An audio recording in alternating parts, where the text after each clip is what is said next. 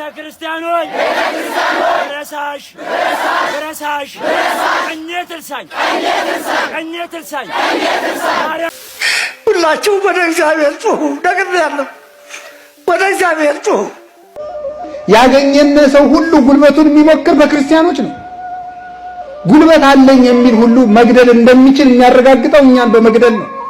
ክርስቲያን መሆን መሞት፣ ክርስቲያን መሆን መገደል፣ ክርስቲያን መሆን መከራ መቀበል፣ ያለ ወላጅ መቅረት፣ ቁስለኛ መሆን መስሎ የሚታያቸው ክርስቲያን ማለት በምድር ላይ ሲኦልን እንደመለማመድ መስሎ የሚታያቸው ልጆች እኮ ሊያሳስቡን ይገባል።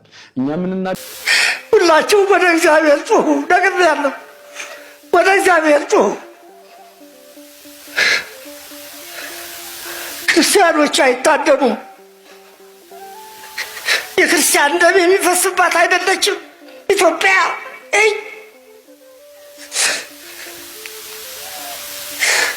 ስላሴ ገኛው ያላቸው የስላሴ ልጆች ናቸው ሁላችሁ።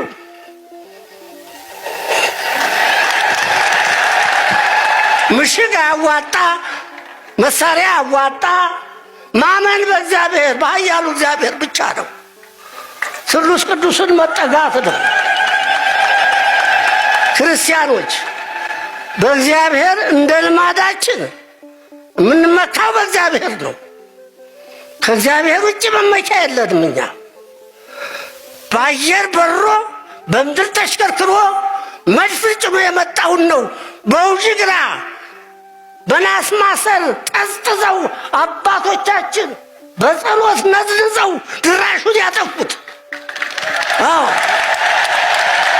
ስለዚህ በእግዚአብሔር ትምክህታችን በእግዚአብሔር ይሁን። ወንድማማች መተራረድ የለበትም። የወንድማማች ደም የሚፈስባት አይደለችም ኢትዮጵያ። የተከበረች ሀገር ናት፣ ሀገረ እግዚአብሔር ናት። 24 ሰዓት ስሙ የሚጠራባት ናት። ይህን ለማስቀረት ምን ያሯሩጣል? አይቀርም ደግሞ በምንም አይነት የእግዚአብሔር ምስጋና ከኢትዮጵያ አይቋረጥም። ያገኘን ሰው ሁሉ ጉልበቱን የሚሞክር በክርስቲያኖች ነው። ጉልበት አለኝ የሚል ሁሉ መግደል እንደሚችል የሚያረጋግጠው እኛን በመግደል ነው። የክርስቲያኖችን እንኳን ትልልቆቹን ሕፃናትን አንቆ በመግደል ጀግንነት የሚመስላቸው ሰዎች ናቸው ያሉት። የ2 ዓመት ሕፃን ሰምታችኋል? ሰሞኑን የታነቀ የ2 ዓመት ሕፃን ይታነቃል? ትልቅስ ቢሆን ይታነቃል? ነውር አይደለም እንዴ? እና እንደዚህ ከሆነ እግዚአብሔር ለምንድን ነው ዝም የሚለን? ለምንድን ነው እንድንሞት የሚያደርገው? ልንገራችሁ፣ የእግዚአብሔር ቤተሰቦች አልሆንለት ብሎ ነው? ለኛ ስለማያዝንልን ነው? ባያዝንስ ቢያንስ ለ2 ዓመት ሕፃን ያዝነው? እኛስ መቼም በደለኞች ነን። ለምንድን ነው እግዚአብሔር ዝም የሚለን? ታውቃላችሁ? ሰማዕትነት የመንግስተ ሰማያት መግቢያ በር ስለሆነ ነው። ክርስቲያኖች የክርስቶስ ልጆች በመሆናቸው ሲገደሉ እግዚአብሔር ዝም የሚለው ከዚህ ከዳተኛ ዓለም ወደ እውነተኛው ዓለም ሊወስዳቸው ስለፈለገ ነው። ካህናት አባቶቻችን በየስፍራው የጥይት ራት ሲሆኑ ዝም። መነኮሳት አባቶቻችን መናንያን ከገዳም ወጥተው ተወስደው እንደ በግ እንደ ፋሲካና እንደ ገና በግ ሲታረዱ ዝም። የአብነት ተማሪዎች፣ የነገ ቤተክርስቲያን ተስፋዎች፣ የሀገር አለኝታዎች ቤቶቻቸው በላያቸው ላይ ሲፈርሱ ሲሰደዱ ዝም። በየቦታው አብያተ ክርስቲያናት እንደ ችቦ ሲቀጣጠሉ ዝም። በሁሉ ነገራችን ላይ በማስረሳት ላይ የተመሰረተ ሂደት ብቻ በቅድስት ቤተክርስቲያናችን መዋቅር ላይ መዋቅራዊ ጥቃት ሲፈጸም ዝም። በሁሉም ርስቶቻችን ላይ የማንጃበብና የመዘረፍ ነገር ሲያጋጥም ዝም። እስከ መቼ ዝም እንበል? እስከ መቼ ነው ዝምታችን የማይሰበረው? አባቶቻችን ሆይ ይህንን መንጋ ከፊት ሆናችሁ ምሩን እባካችሁን። በሰማይ እግዚአብሔር ይፈርድባችኋል፣ በምድር ደግሞ የእናቶች እንባ፣ የሕፃናቱ ደም፣ የካህናቱ ለቅሶ ይፈርድባችኋል። ዛሬ ግን ዝም ልንል አልመጣንም። ዛሬ እውነትን ልንገልጥ ሐሰትን ልናጋልጥ መጥተናል። ምክንያቱም እቺ ቅድስት ቤተክርስቲያን ልጅነታችንን ሰጥታናለች። ትላንትና ላይ ቤተ ክህነታችን ሲሰነጠቅ፣ ዛሬ ደግሞ መስቀል አደባባይ ርስታችን ሲነጠቅ ቆመን የምናይበት አይምሮም ህልውናም ልቦናም የለንምና እውነትን ልንናገር መጥተናል። አዎ ቤተ ክርስቲያናችን ከገጠማት ፈተና አንፃር ይሄ ምንም ማለት አይደለም። ኦርቶዶክሳውያን ግን እውነትን መስክሩ። መስቀል አደባባይ አሁንም እንናገራለን፣ የባለ መስቀሎች ነው። ይሄንን ፈተና ያመጣችሁት አባቶቻችን ናችሁ። ትላንት እንደ ልጅነታችን ይሄንን አድርገን ነበር። ይሄ ቪዲዮ ምስክር ነው። ቤተክርስቲያኖች ረሳሽ ቀኜ ትልሳኝ ማርያም ትልሳኝ የቅዱሳን አምላክ የነ አብርሃም የነ ይስሐቅ የነ ያዕቆብ አምላክ ይፍረድብኝ። ድንጋይ አልጨበጥንም፣ ሰይፍ አላነሳንም። ኃይላችን እግዚአብሔር ነው። ኢትዮጵያ ሀገራችን ተዋህዶ ክብራችን ጌጣችን መመኪያችን ናት። መስቀል አደባባይ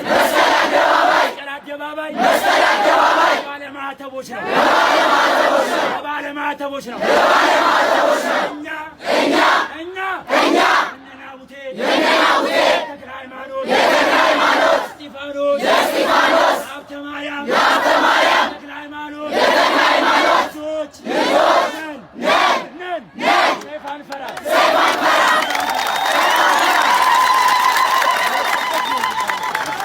እንደዚህ ትናንትና ናቡቴ ሆነው የቤተ ክርስቲያን ጉዳይ አሳስቧቸው የርስት መነጠቅ አንገብግቧቸው ምሽት ሳይሉ ንጋት ሳይሉ ቀትር ሳይሉ በቅዱስ እስጢፋኖስ ቤተ ክርስቲያን ግቢ ተገኝተው ጥይት የተተኮሰባቸው በታቦቱ ፊት ለፊት ያስለቃስ ጭስ የዘነበባቸው ኦርቶዶክሳውያንን ይሄ አይደለም አካሄዱ፣ ኦርቶዶክሳውያን ልጆች ስሜታዊ ሆነዋል፣ መፍትሄው ይሄ አይደለም ብላችሁ የጎንዮሽ አካሄድ ተጉዛችሁ የነበራችሁ ጴጥሮሳውያን ህብረት እንደና አባ ገብረ ኢየሱስ አባ ሕፃን አይነት ሰዎች የታል መፍትሄ ያመጣችሁት? ትላንት አላፋት ዝማሬ በግፍ ተከልክሎ በቦሌ መድኃኔዓለም እንዲጠብ ተደርጎ ነበር። ዛሬ ግን ያለምንም ከልካይ በፈቃጅና በአስፈቃጅ መካከል በሚኖር ስምምነት የመነጠቅ በሚመስል አይነት መንገድ እንዲህ በምንመለከተው መልኩ መስቀል አደባባይ ለሌሎች ሆኗል። መልሳላችሁ ይሄን ምን ትላላችሁ? ምን ታመጣላችሁ ደግሞ ብለን ዝም ብለን ታግሰን አይተን ነበር። ነገር ግን ምንም የሚከነክናችሁ ምንም የሚያመጣችሁልን መፍትሄ የለም። የታለ ካርታው? የታለ የይዞታ ማረጋገጫው? የቤተ ክርስቲያኒቱ ርስት መቼ ነው እጇ የሚገባው? ትናንት በተለያየ አይነት መንገድ ስትሰበሰቡበት የነበረው የቤተ ክርስቲያኒቱ ርስት የማስከበር ጉዳይ ከምን ደርሶ ይሆን? መልሱም ከየትኛውም አካል አንጠብቅም፣ ከእናንተ ነው። ትናንት በግፍ የተነጠቀችው ቤተ ክርስቲያናችን ዛሬ ወደ ፈቃጅና ወደ አስፈቃጅ ትርምስ ውስጥ እንድትገባ ተደርጓል። በጣም የሚያሳዝነው በራሷ አደባባይ የራሷ በዓል የሆነው ደመራ እንኳን ሲከበር ለ4 ሰዓታት ብቻ ነው እዛ ቦታ ላይ አጥር ታጥሮላት እንድትቆይ የተደረገው። መልሱን ከማንም አይደለም ከእናንተ እንጠብቃለን። ይህ ድምፅ የኔም ድምፅ ነው የምትሉ ኦርቶዶክሳውያን ሁላችሁም ሼር፣ ኮፒ ሊንክ በተለይ ሪፖስት እያደረጋችሁ እንደሚሰሙትና እንደሚያደምጡት እናውቃለንና አድርሱላቸው።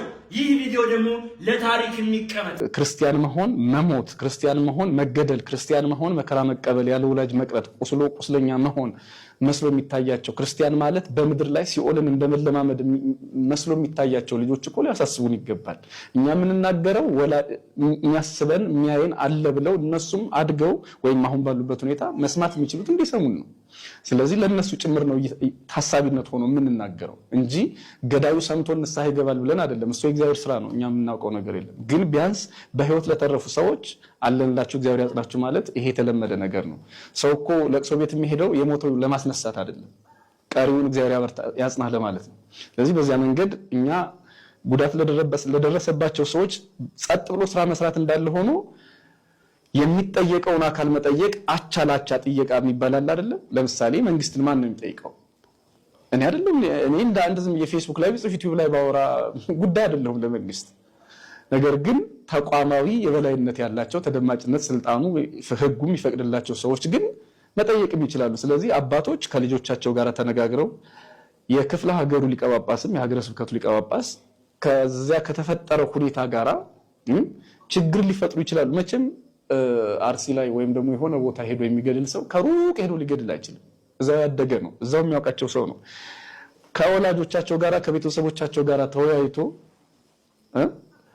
ክርስቲያኖችና ክርስትና ቤተክርስቲያን ቅድም እንደተባለው ማለት ነው ከነሱ ጥላቻ ጋር ምንም ግንኙነት እንደሌለው ከተቻለ ማስረዳት ካልሆነ ደግሞ መንግስት እነዚያን ሰዎች እንዲጠብቅ ጥያቄ መጠየቅ ኃላፊነት ያለበት የጠቅላይ ቤተ ክህነቱ ነው አይደል? በተቋም ደረጃ የኛ እንዳለ ሆኖ የኛ ይዟችሁ ባይነት ካስፈለገ ሄዶ ማስተማር እንዳለ ሆኖ ይሄ ነውና ምናልባት በዚህ በኩል እኔ ይችን ብቻ ብዬ ለመጨረስ ሐሳቡ መራራ ሊሆን ይችላል ግን እውነቱ ይሄ ነው።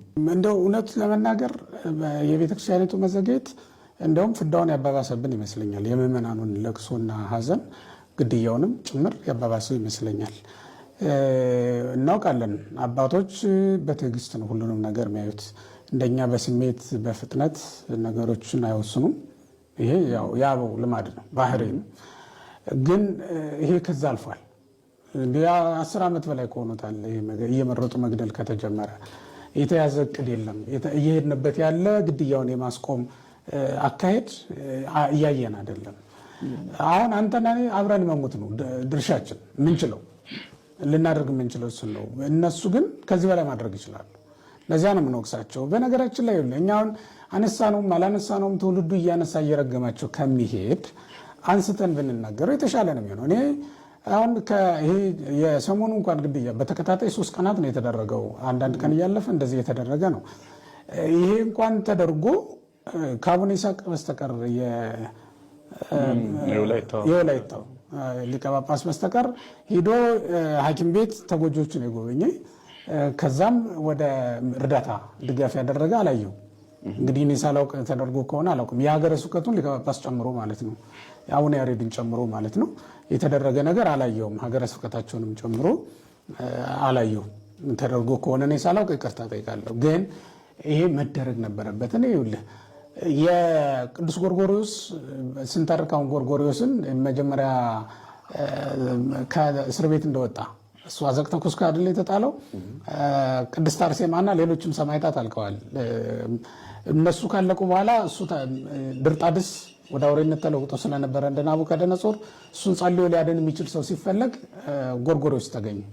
ጎርጎርዮስን አምጡት ተባለ፣ መጣ። ግን ድርጣድስን ከመፈወስ በፊት የመጀመሪያ ስራ የሰራው ምንድነው? አጽመ ሰማዕታትን መሰብሰብ ነው። ሰማዕታት የወደቁበትን ቦታ ሄዶ ማየት እና አጽማቸው ላይ መባረክ ነው። የመጀመሪያው የአንድ ሊቀ ጳጳስ ተግባር አጽመ ሰማዕታትን መሰብሰብ፣ ገፋ ሰማዕታትን ለህዝብ መንገር፣ ማልቀስ። ሲያለቅሱ አይቻቸዋለሁ አቡነ ይስሐቅ። በጣም ነው ደስ ያለኝ እንደዚህ አይነት ግፋ ሰማዕታትን አይቶ ማዘን ማልቀስ። ምን ተረጉመው እኮ አንድ ነው። እንደዛ አይደል? ስለ ጽድቅ የሚያዝኑ የሚያዝኑ የሚያለቅሱ ብፁዓን ናቸው አይደል የሚለው ወንጌሉ። ምንድነው አንዱ ማልቀሻ ምክንያት ግፋ ሰማዕታትን አይቶ ማልቀስ አይደለም? በቃ እነዛን ሰውነታቸው በመጥረቢያም በቢላዋም በለው በምን የተሸነታተረ ህፃናት፣ እነዚያ ጨቅላ ህፃናት እንደዛ ሆነው እኛ ቤተ መቅደስ ውስጥ ሆነ ምንድነው የምንሰራው? እውነት ለመናገርና በጣም የዘገየ ነው። አሁን ልጆቻቸውን መሰብሰብ እያንዳንዱ በዘርፉ ላይ ያበረክተው የሚፈልገውን የሚችለውን አስተዋጽኦ ሁሉም ሰው ፈቃደኛ ነው። በእርግጠኝነት የህግ አካላት አሉ፣ በመንግስት መስሪያ ቤት ውስጥ የሚሰሩ ሰዎች አሉ። እያንዳንዱ ቤተክርስቲያኒቱ ብትሰበስብና ሰብሳቢ ሆና ራሷ ብትመራው አመጽም አይሆንም። በመንግስት በኩል አሁን አንተና እኔ ብናደራጅ አመጽ ነው የሚሆነው። የሱን ስራ ነው ይሰራንለት። በመንግስት በኩል ሲሆን ግን በቤተክርስቲያን በኩል ሲሆን ግን አመጽም አይደለም፣ ህጋዊ ነው። ምክንያቱም ህጋዊ ተቋም ነው፣ ህጋዊ ሰውነት ያለው ተቋም ነውና ያንን ማድረግ ይቻል ነበረ። እኛም ሳንሞት ሌላም ሳንገድል ማንም ሳይሞት በሰላም መኖር እየቻል ለምንድን ነው የምንገደለው? የምእመኑ እኮ ጥያቄ ቁጣን ነው የሚያስነሳው። ጳጳስ የለንም እስኪል ድረስ ማለት ነው። ወጣቱ ተነስቶ እንዲስክር ናቸው። ወጣቶች ግን እዚህ ጋር ትንሽ ልዩነት የሚኖረን ምናልባት እኔ ከመሃል ከነዚህ ጣቶቼ አንዷ ብትቆስል ስሙሩ ይሙት ሊባል አይችልም። እሱማ ልክ አይደለም። ለዛም ነው ይሄንን አጀንዳ ዛሬ እንድናነሳው አንዱ ምክንያት። በነገራችን ላይ እንዲህ የሚል ትውልድ እየበዛ በሄደ ቁጥር እኔ ጳጳስ የሚጣላ ካህን የሚጣላ ቤተክርስቲያን የሚጣላ ሰው ነው። በቃ መምህራኖቿን ከጠላ ቤተክርስቲያኒቱ ምን ብሎ ሊመጣ ይችላል? ምክንያቱም ነገ እኮ ልጅ ይዞ የሚመጣው ካህኑ ጋር ነው ሊያስጠምቅ። ነገ ሊቆር የሚመጣው ካህኑ ጋር ነው ሊቆር። ስለዚህ ካህኑን ከጠላው ምንድን ነው? ቤተክርስቲያን ማለት እኮ በካህኑ በኩል በክህነት ነው። በሰበቡ ይሄ የዓለም ብርሃን የሚባል ደግሞ ጳጳስ የህዝብ ተወካዮች ምክር ቤት አባሉ አበባው ደሳለው በኦሮሚያ ክልል ምስራቅ አርሲ ዞን የተፈጸሙትን ግድያዎች በጽኑ አውግዘው የአካባቢው አመራሮችና የፌዴራሉ መንግስት ኃላፊነት መውሰድ እንዳለባቸው ለአዲስ ማለዳ ተናግረዋል። ሃይማኖትን መሰረት ያደረገ ጥቃት እንዲቆም እኔም ብሆን ቀደም ብዬ ለጠቅላይ ሚኒስትሩ በፓርላማ ጠይቄ ነበር ያሉ ሲሆን ይህን መሰል ጥቃት በአካባቢው በተደጋጋሚ እንደሚፈጸምም ገልጸዋል። ጥቃቱን በሚፈጽሙ አካላት ላይም ተጠያቂነትን አለማረጋገጥና እርምጃ ሲወሰድ አለመታየቱ ችግሩ እንዲባባስ ሌላኛው ምክንያት መሆኑንም አመላክተዋል። የፓርላማ አባሉ አሁንም ቢሆን ገለልተኛ አካል በስፍራው ገብቶ በማጣራት ጥፋተኞችን ተጠያቂ እንዲሆኑ ጥሪ አቅርበዋል። አቶ አበባው በቀጣይ ግን መንግስት ችግሩን መፍታት ካልቻለ ሰዎች ተፈጥሯዊ የሆነውን ራሳቸውን የመከላከል መብት ተጠቅመው ራሳቸውን እንዲከላከሉ ሊያስታጥቃቸው ይገባል፣ አሊያም በራሳቸው እንዲታጠቁ ማድረግ ይኖርበታል ሲሉም አሳስበዋል። ይህንን ቪዲዮ ሼር ያላደረገልኝ ሰው ሁለተኛ ቪዲዮ እንዳይከታተል። በማንኛውም ቤተ እምነት ላይ ያለን ሰዎች ቤተ እምነታችንና ህዝባችን ሲነካብን ደስ አይልም። ሰሞኑን ሁላችሁም እንደምታውቁት አሩሲ አካባቢ ያሉ ኦርቶዶክሳውያን በቀን ወደ ቀን በእምነታቸው ምክንያት እየተገደሉ የሟቾች ቁጥር እየጨመረ ታዲያ እስከ መቼ ነው የሚቀጥለው? እስቲ ሁላችሁም አስቡ። እስኪ የትኛው ቤተ እምነት ነው ንገሩኝ እስካሁን አንድ ሰው ተገድሎበት እስካሁን ድረስ ጸጥ ብሎ የሚቀመጥ? ምን ያህል አመጽና መጠላላት መገደል እንደሚጣጣቁ እስከዛሬ ድረስ በቅርብ ቀን በዝቋላም በተለያዩ አካባቢዎች ኦርቶዶክሳውያን ሲገደሉ ስንገደል እንበዛለን፣ እግዚአብሔር መልስ ይሰጠናል፣ ሁላችሁም ጸሎት አድርጉ ነው ስንባል ነበር። ግን እግዚአብሔር የሚያግዘን እኛም በርተን ጠንክረን አንድ ላይ በጋራ መስራት ስንችል ኃይል እግዚአብሔር እንደሆነ ሁሉ ሰይፉም የጌዲዮ ሁላችንም በጋራ ቆመን እምነታችንን እናስጠብቅ ይገባል። የሁሉ ሰው እኛን የሚከተለን እናስተላልፈው ነገር ለመስማት በዓልና ክብረ በዓል ሲሆን ነጭ እየለበሱ ቤተክርስቲያን ብቻ መሄድ አይደለም። ሁላችሁም ለቤተክርስቲያናችሁ ያላችሁ እናንተ ናችሁ። ስለዚህ አሁን እዛ አካባቢ ላይ መደረግ ያለበትን ነገርና ለህዝቡ ሰላም የሚያስፈልገውን ነገር የሚመለከተው አካል መልስ እንዲሰጠን እንፈልጋለን። ይህንን ቪዲዮ ለቻናችሁ ታያል ሰው ላኩልኝና ሼር፣ ሪፖስት፣ ኮፒ ሊንክ አድርጉት። አመሰግናለሁ። በአስደናቂ ምስክርነቱ እያወቅ ነው የመጣ ነው። ወንድማችን ዮናስ ጎርፌ የፕሮቴስታንት ቤተ እምነት ተከታይ ነው። በሰሞኑ የበጋሻው የጥላቻ ንግግር፣ የገዳይነት መንፈስ ንግግር ላይ ተከታዩን ሐሳብ በማህበራዊ ድረገጹ አስነብቦናል።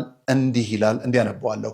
በእንዲህ አይነት ዋልጌ ሰባኪያን የኦርቶዶክስ ወንድሞችና እህቶቻችን ሁላችንም እንዳታዩን በጌታ ስም እለምናለሁ። ጊዜው ከሃጫሉ ሁንዴሳ ሞት 4 ቀን በኋላ ነው። ግሎባል አሊያንስ የሚባል ግብረሰናይ ድርጅት ውስጥ በቦርድ አባልነት ሳተፍ ነበርና በሻሸመኔ ከተማ ውስጥ የደረሰውን ውድመት አይቶ እርዳታ ለማድረግ ወደዛው ሄደን ነበር። ከመንግስት ባለስልጣናት ጋር ተወያይተን የነደደችው ከተማ ተዘዋውረን አየን። በማግስቱ ጠዋት አንድ የተቃጠለ ግሮሰሪ ፊት ለፊት ቁጭ ያለ አንድ የ4 ወይም የ5 ዓመት ልጅ ሽጉጥ ያለ ልጅ ይዞ ፍጹም ምንም አይነት ስሜት በፊቱ ላይ የማይነበብ ጉስቁልና ፊቱን ሰውነቱንም ያደቀቀው ሰው ኩርምት ብሎ ቁጭ ብሎ የተቃጠለውን ቤት ያያል። የሆነ ነገር እንዲመጣ ወይም እንዲወጣ የሚጠብቅ ይመስላል። ጥቂት ሰዎች ከበውት በታላቅ ሐዘን ያዩታል። የሚያለቅሱ ነበሩ። እኛም ጠጋ ብለን ነገሩን ለማጣራት ጠየቅን። ሰውየው ለአካባቢው እንግዳ ነው።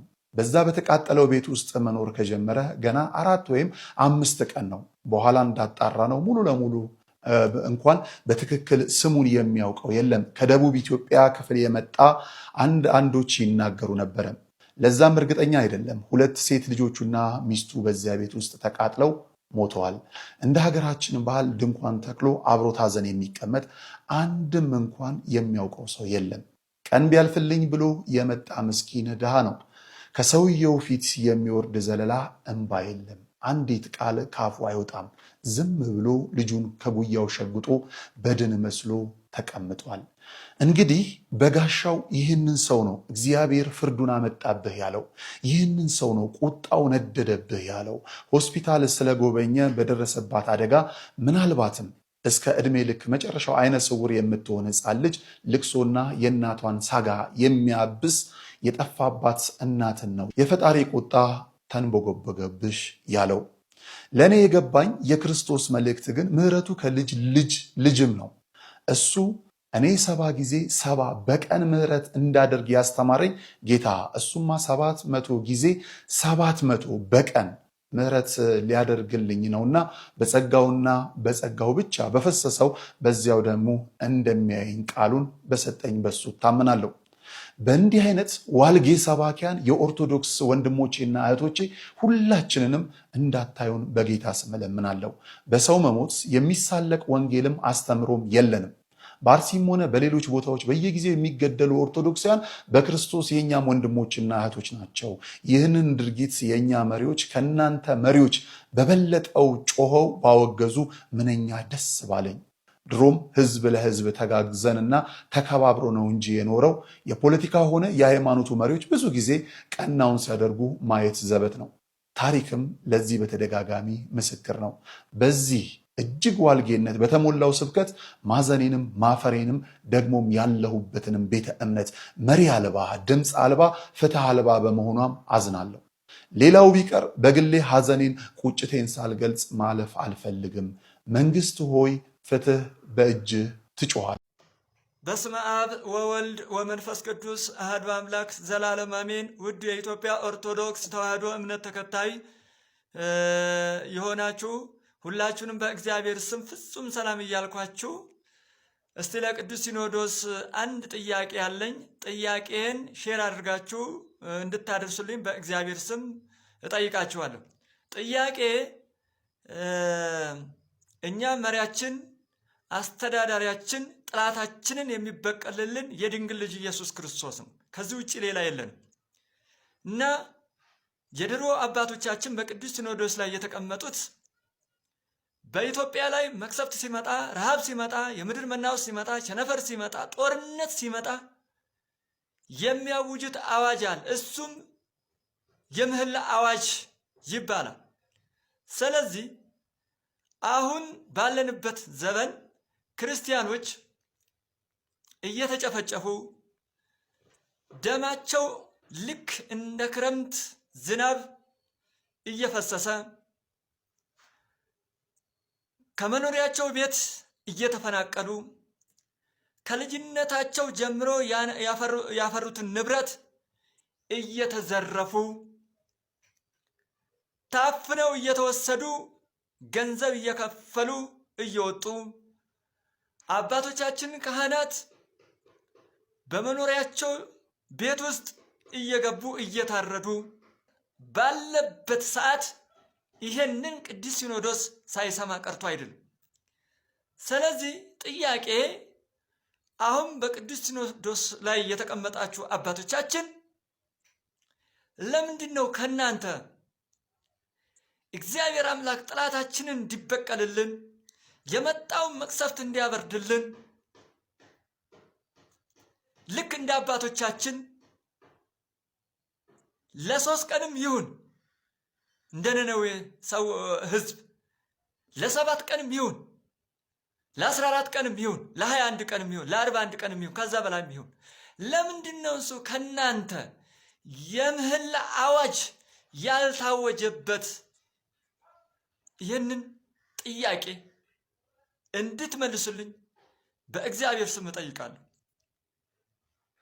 ኦርቶዶክስ የሆናችሁ ሁሉ ይህንን ጥያቄ ለሚመለከተው አካል እንድታደርሱልኝ በእግዚአብሔር ስም እጠይቃችኋለሁ። አመሰግናለሁ። የስራችሁን ይስጣችሁ ማለት ነው የምችለው። እጅግ በጣም ነው የሚያሳዝነው። የስንት ሰዎችን ጉሮሮ ዘጋን። መናገር አቅቷቸው በችግር ውስጥ በየመንገድ ዳሩ ቁጭ ብለው ከራሳቸው ጋር ሲያወሩ የነበሩ የሚረዳቸውና የሚያግዛቸውን ሰዎች ልጆቻቸውን ማሳደግ መታከም አቅቷቸው በረሃብ ውስጥ ሆነው መኖርና ባለመኖር ሀሳብ ውስጥ ሆነው ከመንገድ ዳር ቁጭ ብለው ተስፋ ለመቁረጥ ጫፍ የደረሱ እናትና አባቶቻችን የረዱትና ያገዙትን ወንድሞቻችን ተስፋ እንዲቆርጡ ያረጋችሁት እናንተ ምን ደስ አላችሁ? ምን አገኛችሁ? የእነዚህን ሁለት ሰዎች ትታችሁ የእያንዳንዱን ቲክቶክ ላይ የሚሰራ ሰው ኢንቦክስ ብትመለከቱ ምን ያህል ብዙ ሰው ለእርዳታ እጁን እየሰነዘረ እንዳለና እየጠየቀ እንዳለ ብትረዱና ብትመለከቱ እነዚህ ሰዎች ባሉባልታ ተነስታችሁና ሌላ ሰው ባደረገው ወንጀል ተነስታችሁ በዩቲዩብ ቪዲዮ ቀርጻችሁ ከህዝብ ፊት እንደዚህ አታቆማቸውም ነበር። ምን ያህል የሆኑ የነሱን ዳናና መንገድ ተከትለው በጎ ስራ ለመስራት ያሰቡ ወጣቶች ተስፋ የቆረጡት ደስታችሁንስ በምን አይነት መንገድ ትገልጹ ይሆን? ባለማህተሞች የታረዱት አንተ ምን አርገህ? የምር በጣም ተናድጃለሁ። እንዴት እንደዚህ ይደፍራል? ማን ላይ ተማምኖ በማን ተማምኖ ነው? ይህ ትልቅ ወንጀል ነው የተናገረው። እንዴት ይሳለቃል በሞቱ ሰዎች? እንደዚህ ወንጀል የሰሩ ሰዎች ፍትህ፣ የሞቱ ሰዎች ፍትህ እናንተ ሲገባቸው ጭራሽ ስራችሁ ነው እያለ እንዴት ይሳለቃል?